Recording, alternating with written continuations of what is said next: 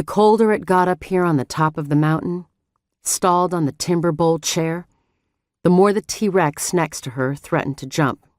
I could make it. The only reason that punk missed was because he didn't have enough launch. Are you kidding me?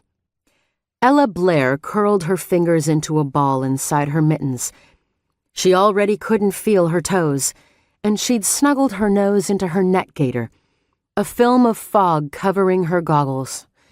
3 chairs ahead, at the tower, the 2 ski patrollers had anchored themselves around the pole and were using a kind of belay system to lower the skier. She still couldn't believe the bravery of the first responder, climbing up 4 stories on the pole to fix the kid into the sling.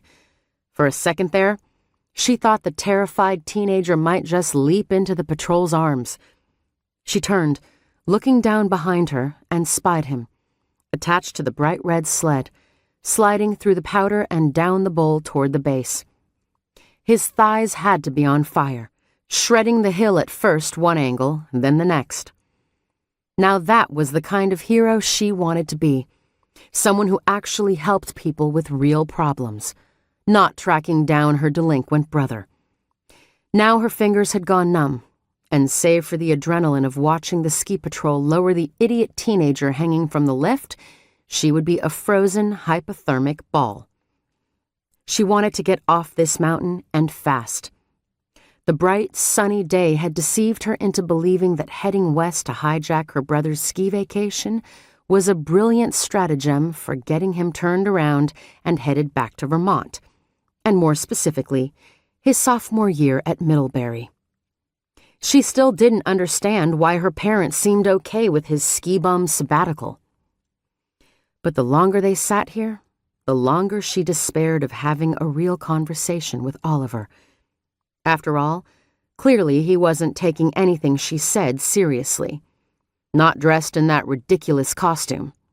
More, he hardly seemed rattled that his sister had flown across the country, tracked him down, and boarded a ski lift with him nearly out of the blue.